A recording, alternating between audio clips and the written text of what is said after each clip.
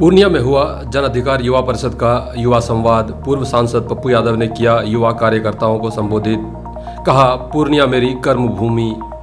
30 जुलाई को जन अधिकार युवा परिषद की बैठक आयोजित की गई थी, जिसमें प्रदेश अध्यक्ष राजू दानवीर, जिलाध्यक्ष अरुण यादव समेत बिहार के कई जिलों से युवा कार्यकर्ता उपस्थित हुए थे। सभा को संबोधित करते हुए जिलाध्यक्ष अरुण यादव ने वर्तमान सरकार पर निशाना साधते हुए कहा कि डोमिसाइल का मुद्दा हो या बिजली की समस्या हो या खाद्य आपूर्ति का मामला हो, सरकार ने जनता को ठगने का काम किया है। वहीं प्रदेश अध्यक्ष राजू दानवीर ने सभा को संबोधित करते हुए संसद और विधानसभा में युवाओं की उपस्थिति के आंकड़े पेश किए और कहा कि जन अधिकार पार्टी जितना युवाओं को मौका देती है उतना कोई अन्य पार्टी नहीं देती है। गठबंधन के जाने के सवाल पर प्रदेश अध्यक्ष ने कहा कि वैसे तो आगे की बात आगे देखी जाएगी, लेकिन फिलहाल जन अधिकार पार्टी अपने आप में सक्षम है। वहीं जन अधिकार पार्टी के सुप्रीमो पप्पू यादव ने युवा कार्यकर्ताओं को जाति धर्म से ऊपर उठकर कार्य करने की सलाह दी। श्री यादव ने मुजफ्फरपुर, पूर्णिया तथा प्रदेश में बढ़ते अपराध पर भी चर्चा किया तथा हर जगह अपनी उपस्थिति के विषय में भी बताया। केंद्र और राज्य सरकार पर बरसते हुए पूर्व सांसद ने लगभग देश के तमाम तरह के विषयों को छुआ और अपने कार्यकर्ताओं को भी प्रखंड तथा पंचायत स्तर पर जन जन तक पहुंचने को प्रेरित भी किया। देखिए, विशेष रणनीति ये है कि ये जो युवा संवाद कार्यक्रम है, युवाओं को पहले समझाना है कि राजनीति में जो युवा का भागीदारी होता है, असल में युवाओं को वो मेहनताना नहीं मिलता है। आप जान सकते हैं कि जो आम चुनाव हुआ उसमें 2 करोड़ रोजगार देने की बात हुई थी और बिहार चुनाव में भी 20 लाख रोजगार देने की बात हुई थी, लेकिन आप जान सकते हैं कि अभी तक इस विषय में कोई चर्चा नहीं हुई, जिसको लेकर के गंभीर पूर्वक रूप से हमारे अध्यक्ष जी जो युवा परिषद के राजू दानवीर जी हैं, इसको हम बहुत बहुत धन्यवाद देते हैं कि प्रमंडलीय स्तर ये जो बैठक कर रहे हैं, जो युवा संवाद के नाम से हम लोग जन अधिकार का जो कार्यकर्ता युवा परिषद शुरू हुआ है, ये युवाओं को एक जगाने का प्रयास है। और युवा अगर आज देश में हमारे जग जाते हैं तो ये कानून व्यवस्था जितनी भी है सभी व्यवस्थाओं को बदलने के काम करेंगे। किस प्रकार का रिस्पॉन्स देखे आपने? देखिए, युवा इसको लेकर के बहुत ही उत्साहित हैं और हर युवा वर्ग को एक प्लेटफॉर्म चाहिए, जो कि जन अधिकार युवा परिषद ही इस चीज़ को दे रहा है। अभी वर्तमान में, आगे चल के देखिए क्या होता है, इसका परिणाम बहुत अच्छा आएगा। सबसे पहले पूर्णिया की धरती को मैं प्रणाम करता हूं और हमारा राज्य स्तरीय प्रमंडल वाइज बैठक लगातार चल रहा है, जिसका तीसरा चरण ये पूर्णिया प्रमंडल में है। और यहाँ पर 4 जिला आए थे, 4 जिला के लोग जो प्रमंडल में आते हैं, कटिहार, अररिया और किशनगंज और पूर्णिया। सबसे बड़ी बात कि आज कहीं न कहीं युवा हाशिए पर है। जितनी भी बड़ी पार्टियां हैं और प्रदेश का हो चाहे केंद्र का हो, कोई भी पार्टी सिर्फ युवा को ठगने में लगा हुआ है, युवा को सिर्फ और सिर्फ इस्तेमाल करती है। आपको सबसे पहले युवाओं को राजनीति में जाल में फंसाती है, उसके बाद इस्तेमाल करती है। समय आता है तो टिकट उकट भी नहीं मिलता है और रोजगार के वादे करके वोट लेकर अब फिर युवाओं के साथ छल करता है और नहीं गुणवत्तापूर्ण शिक्षा और नहीं रोजगार मिलती है। इन सभी को लेके और जो कोसी सीमांचल का मेन है, जो यहाँ दहाड़ का क्षेत्र है, यहाँ से युवाओं का भारी मात्रा में पलायन है, इन सभी को लेके और जो हमारे पार्टी का कहीं ना कहीं युवा परिषद जो पंचायत स्तर तक मजबूत हो, जिसको लेके ये युवा संवाद हुआ है। और इसमें हमने युवाओं को लेके विभिन्न बिंदुओं पर बात की है, जैसे 80% भागीदारी राजनीतिक क्षेत्र में मिलना चाहिए युवाओं को। और सबसे बड़ी बात कि युवा जो होता है वो देश का भविष्य होता है और कोसी सीमांचल का जो युवा है वो कहीं न कहीं प्रदेश के उन्नति में महत्वपूर्ण योगदान है। और कोसी सीमांचल कहीं न कहीं ये फणीश्वर नाथ रेणु की भूमि रही है और कहीं न कहीं इसमें युवाओं का पलायन जो है ना, ये सभी को लेकर हम लोग को इन सभी मुद्दों को लेकर यहाँ पर संवाद हुआ है। और इस पर साफ तौर पर आदरणीय श्री पप्पू यादव जी का जो मार्गदर्शक से जितने भी युवा हैं, जो युवा विंग में हमारे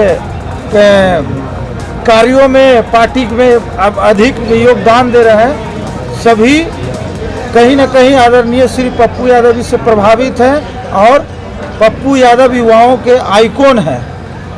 बस यही युवा सम्मान है। इसको सीमांचल को राजनीतिक परिप्रेक्ष्य में बहुत अहम माना जाता है। जितनी भी बड़ी पार्टी है, बड़े नेता है, सभी यहाँ से अपना सरफराज किए 24 घंटे। ऐसे में जाप को सीमांचल में कितनी मेहनत की?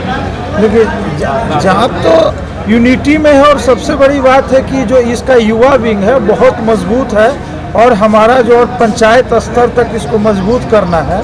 और कहीं ना कहीं कोसी और सीमांचल जो है ना, वो केंद्र सरकार हो या राज्य सरकार, इसको हमेशा नज़रअंदाज की है। और सीमांचल अधिकार रैली के माध्यम से युवाओं को एकजुट करके और सीमांचल में जो जो चीज़ की ज़रूरत है कोसी सीमांचल में, उन सब की मांग युवा लड़ाई लड़ेगी कोसी सीमांचल की। गठबंधन के लिए ऑप्शन अभी भी खुला हुआ है। देखिए, गठबंधन का ये जो भी है शीर्ष नेतृत्व करेंगे और हमारी पार्टी इतनी मजबूत है कि खुद से भी चुनाव लड़ सकती है। ये गठबंधन की जरूरत नहीं है। ये संदेश है रोजगार के मुद्दों को लेकर, मुद्दों को लेकर नरेंद्र मोदी ने जो युवाओं के भविष्य को खत्म किया है, देश में उन्होंने युवाओं को सिर्फ नफरत करने, मणिपुर की घटना में युवाओं का महत्व बढ़ गया। लगातार बेटियों के साथ बलात्कार की घटना बिहार में, लगातार पुलिस की जुर्म, पुलिस की गोली, लगातार हर जिले में गैंगवार, मुजफ्फरपुर बेटा में किसानों को मार देना, इसमें युवाओं को आचरण से, विचारों से लैस करना। जो युवा अध्यक्ष हमारे राजू दानवीर ने जो संकल्प लिया और चारों जिला को चुना था, पूर्णिया के अरुण यादव जी के नेतृत्व में तीनों जिला के जिला अध्यक्ष यहाँ पर आए हैं। पार्टी के अध्यक्ष, प्रदेश महासचिव, प्रवक्ता राजेश जी और सभी प्रकोष्ठ, चाहे युवा शक्ति जो लोग हैं, आज एक संकल्प लिया गया है पूर्णिया में।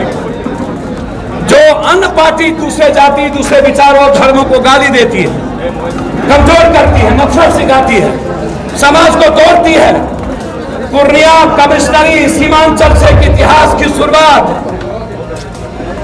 हम धर्म के आधार पर राजनीति नहीं करेंगे, हम जाति के आधार पर राजनीति नहीं करेंगे, हम सेंटिमेंट के आधार पर राजनीति नहीं करेंगे, हम नफरत के आधार पर राजनीति नहीं करेंगे, हम विचारों के आधार पर राजनीति करेंगे। हम वसुधैव कुटुंबकम पे राजनीति करेंगे, सर्वधर्म सार्वभौमिकता पर हमारी राजनीति होगी। हम कोसी सीमांचल में लड़ने को तैयार हैं, यहाँ के विकास को लेकर।